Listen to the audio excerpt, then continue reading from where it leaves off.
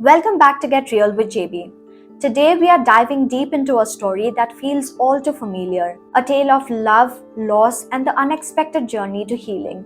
It's the story of Shalini, a woman who thought she had left love behind after the passing of her husband, only to find her heart slowly opening again, not through grand gestures, but through the quiet, patient presence of someone who truly understands the process of healing. In a world that rushes us to move on, this story shows that sometimes the most meaningful relationships are the ones that unfold slowly at their own pace and on their own terms. So grab your headphones and join me as we explore the complexities of second chances, healing, and the quiet power of love that doesn't demand but simply exists. A small disclaimer. To protect the identities of those involved, the names in the story have been changed, but the emotions and experiences shared are 100% real.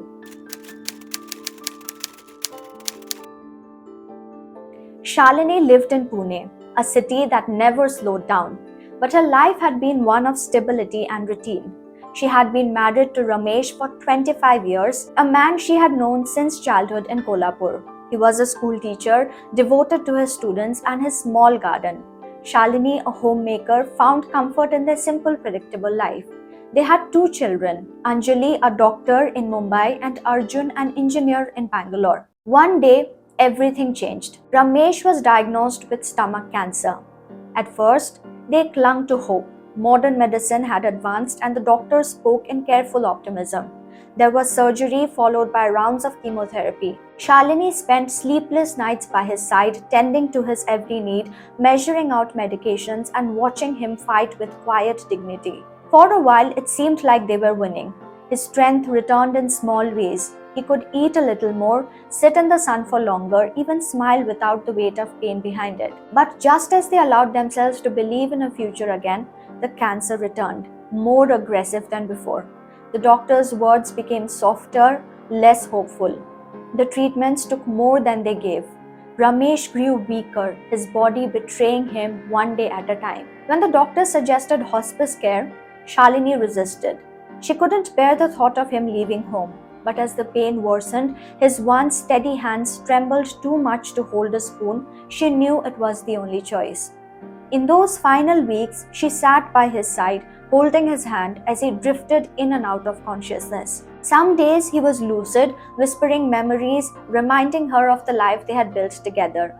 Other days he barely opened his eyes, lost in a fog of pain and sedation. And then, one morning, just as the first light of dawn filtered through the curtains, he was gone. Shalini sat there, holding his hand, feeling the absence settle into the room like an unbearable silence. The man she had loved for 25 years, the anchor of her life, had faded into a memory. After Ramesh passed, Shalini felt unmoved, as if the world had shifted beneath her feet and left her standing in an unfamiliar place. The home they had shared for decades, once filled with warmth and conversation, now echoed with an unbearable silence. She moved through her day in a daze, mechanically preparing meals she barely ate, sitting in their old armchair staring at nothing. The grief was heavy, pressing down on her chest, making it hard to breathe. Her children visited when they could, bringing her groceries, urging her to go for walks, calling every evening to check in. But they had their own lives, their own families, and Shalini didn't want to burden them with the depth of her sorrow. She assured them she was fine, though she barely recognized the sound of her own voice anymore. Loneliness settled into her bones deeper than she had ever known. One afternoon, a hospice nurse who had cared for Ramesh in his final days called to check on her. In her gentle, knowing way, she suggested that Shalini join a carer support group, a place where people who had lost loved ones after long illnesses could share their grief. Shalini hesitated. She wasn't someone who spoke about her emotions with strangers. What good would it do to sit in a circle listening to others talk about their pain? But as the days stretched on, she realized she had no one to talk to, no one who truly understood what it meant to love and care for someone as they slipped away. The loneliness became unbearable, so one evening she gathered her courage, put on Ramesh's old shawl for comfort, and decided to give it a try. That's where she met Prakash. He was in his early 50s, a retired engineer, and had spent years caring for his wife Sunita, who had battled multiple sclerosis. She had passed away around the same time as Ramesh. Like Shalini, Prakash was struggling to figure out what life looked like without the person he had shared it with. At first, their conversations were hesitant, limited to brief exchanges before and after the support group meetings. Prakash spoke little but listened intently when others shared their experiences. Shalini noticed the quiet sadness in his eyes, a reflection of her own. It wasn't long before they began sitting next to each other during sessions, exchanging knowing glances when someone described the small but crushing moments of grief, reaching for a hand that was no longer there, hearing a familiar song that brought back too much. One evening, after a particularly difficult session, Prakash offered to walk Shalini home. They strolled slowly, their steps measured, neither feeling the need to fill the silence with empty words. Instead, there was a quiet companionship between them, a shared understanding that didn't require explanation. In the weeks that followed, they started meeting for tea after the sessions. They spoke about their spouses, not just the loss, but the love, the laughter, the inside jokes that no one else would understand. Prakash told Shalini how Sunita loved old Hindi songs, how she used to hum them under her breath while cooking. Shalini found herself smiling, remembering how Ramesh would always misplace his reading glasses and blame the furniture for hiding them. For the first time in months, the weight of grief felt a little lighter, not because it had disappeared, but because she no longer carried it alone. Prakash developed feelings for Shalini before she even considered the possibility. He admired the quiet strength she carried, the tenderness with which she spoke of Ramesh, and the resilience she showed despite the weight of grief pressing down on her. He saw in her the same struggle he faced, how loss had reshaped her, how she was learning to exist in a world that felt incomplete. But he never pushed her. He knew she wasn't ready, and perhaps she never would be. Shalini, on the other hand, was still living in the past. She woke up every morning expecting to hear Ramesh's voice. She still reached for her phone to call him whenever something funny or frustrating happened. She avoided certain places because they held too many memories, and she dreaded certain dates that once meant celebration. The idea of loving someone again wasn't just impossible, it felt like a betrayal. But slowly, almost imperceptibly, things began to shift. She found herself looking forward to seeing Prakash at the support group. She noticed that after the conversations, the ache in her chest was still there, but it felt a little less suffocating. She started paying attention to the small ways in which he cared, how he waited for her after meetings, how he instinctively poured her tea before his own, how he never pried but always listened. Months passed. They kept attending the support group together, kept meeting for tea afterwards. Sometimes they took long walks through the park, watching the world go by without feeling the need to fill the silence. Shalini didn't name what they had. She wasn't sure if she even could, but she knew one thing. It was steady, it was comforting, and for the first time in a long while, she didn't feel entirely alone. Shalini had spent years wrapped in grief, carrying the weight of Ramesh's absence like an ache that never fully faded. At first, the pain had been sharp, relentless, consuming every part of her life. She moved through her days, merely existing rather than living. The world around her felt muted. Food tasted bland, conversations felt distant, and even the warmth of the sun seemed unable to reach her. But over time, something shifted. Prakash's presence was like a soothing balm. It wasn't dramatic or sudden, but slow and almost imperceptible. The memories of Ramesh stopped feeling like fresh wounds and instead settled into something softer, still present, still part of her, but no longer overwhelming. She found herself noticing the small joys again, the gentle rustling of leaves in the evening breeze, the scent of jasmine drifting from her garden, the comfort of an old melody playing on the radio. These moments didn't erase the grief, but they coexisted with it, allowing her to breathe more easily. In the midst of this quiet transformation, Prakash had been there, not as a force pushing her forward, but as a steady presence. Their connection was never about grand gestures or spoken promises. It was built in the quiet moments, the shared walks in the park, the familiar rhythm of their evening tea, the unspoken understanding that neither of them needed to explain their grief. He had suffered his own loss, and that mutual understanding created a space where neither had to pretend. He noticed the change in her too, the way she laughed more freely now, no longer masking it with politeness, the way she lingered in conversations rather than retreating into silence.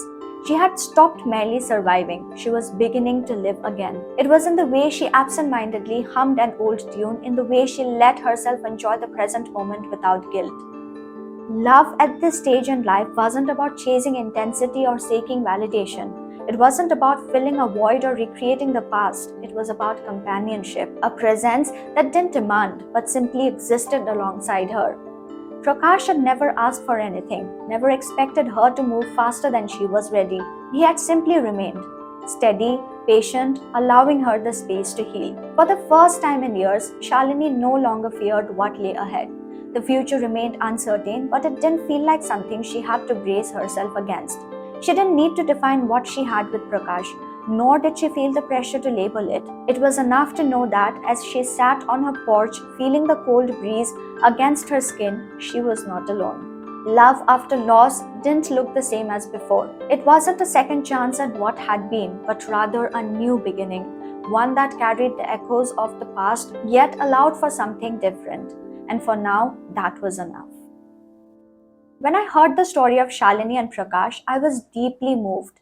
Not only because it was a tale of love, but because it so poignantly captures the quiet complexities of life, grief, and the delicate nature of second chances. The journey is one of healing, of learning to love again, and of the beauty in allowing space for the heart to find renewal even after the deepest loss. I found myself reflecting on my own views on love, relationships, and the idea of starting over, especially in a world that often demands we move on quickly, sometimes at the cost of our own emotional well-being. Shalini's story resonates with me because it's all too easy to overlook how much of life is spent healing. We live in a world that glorifies fast-paced living, instant gratification, and constant forward momentum.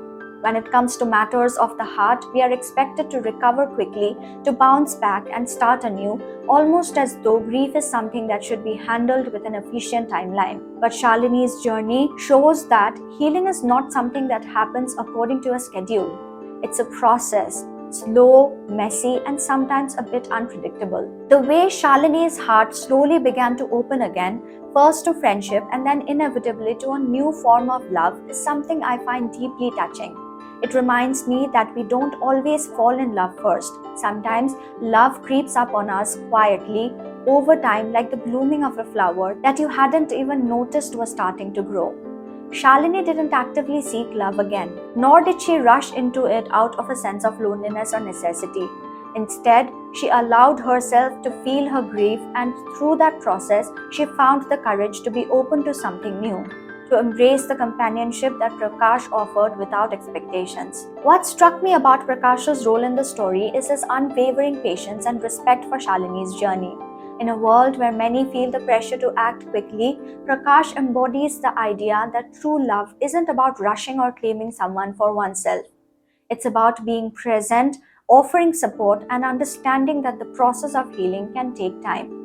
This love wasn't one of impulse gestures or romantic declarations, but was grounded in respect and understanding that love, especially in the wake of loss, must be allowed to grow on its own terms. The relationship, in a sense, represents a profound lesson for anyone navigating life after a significant loss. Too often, people feel the need to either immediately replace their lost loved one or live with the belief that they will never love again.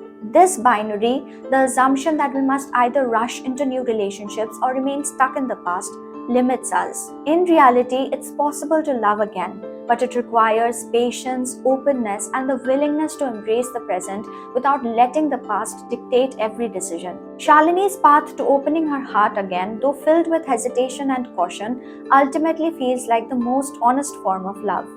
It's a love that respects her grief, acknowledges her past, and doesn't force her to make a decision before she's ready. In the context of Indian society, where marriage and family often define one's social standing and identity, Shalini's story is a reminder that love and relationships don't have to follow prescribed norms. There is a heavy cultural expectation placed on individuals, especially women, to either mourn a lost spouse forever or to move on quickly and find someone else to fill the void.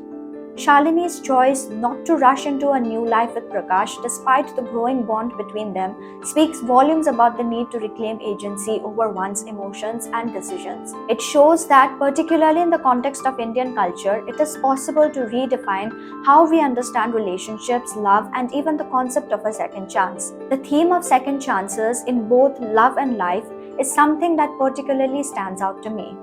Too often, we become so consumed by the fear that we are running out of time or that we missed our opportunity for happiness that we forget the possibility of a new chapter. Shalini and Prakash didn't need to rush into anything. Instead, they allowed their friendship to blossom organically, understanding that sometimes the best things in life happen when we stop forcing them and simply let them unfold. It's a reminder that as we grow older, we don't lose the chance for fulfillment and joy. We simply learn to approach it differently. It's about learning to trust ourselves, to be patient with our emotions, and to give ourselves permission to experience life on our own terms. There is also an element of deep self-awareness in Shalini's journey. She was not only mourning the loss of her husband, but also confronting the immense changes in her own identity that came with his death. We often forget that loss does not just take away the person, it takes away the version of ourselves that we were when we were with them. Shalini's slow process of redefining herself, not as Ramesh's wife, but as Shalini, an individual, is one of the most profound aspects of her journey. I think many people, particularly women, can relate to this sense of lost identity when a long-term relationship or marriage ends. And what's beautiful about Shalini's story is that rather than clinging to the past, she gave herself permission to explore who she was becoming, independent of anyone else's expectations. Shalini and Prakash's story left me thinking about how often we underestimate the power of quiet, patient love. The kind of love that does not demand or expect anything in return, and the kind that simply exists and grows over time. Prakash's quiet presence in Shalini's life reminds me that love doesn't always have to be dramatic or loud. Sometimes it's the unspoken support, the shared moments, the silent understanding that builds the deepest, most lasting connections. In conclusion, Shalini and Prakash's journey shows that love can come at any stage in life, even when you least expect it. It's not always about falling in love first or even about looking for love. Sometimes love is about allowing yourself to heal and embracing the moments of quiet companionship that help you rediscover yourself. This story teaches us the power of patience, the beauty of second chances, and the importance of giving ourselves the time and space to experience life and love on our own terms. As Shalini's heart opened to the possibility of new beginnings, so too did mine, to the realization that love in all its forms is always worth waiting for. As we wrap up today's episode, I want you to take a moment and reflect. In a world that pushes us to move on to love quickly and to never look back, Shalini's journey is a powerful reminder that healing takes time. Love, in its truest form, doesn't rush or demand. It's patient, quiet, and often shows up when we least expect it. So what does your journey to healing look like? And how can we all be more patient with ourselves when it comes to matters of the heart? Thank you for tuning into this episode of Get Real with JB. If this episode resonated with you, share it with someone who can benefit from it. Until next time, take care, be kind to yourself, and remember, sometimes love finds you when you stop looking. And finally, keep it real.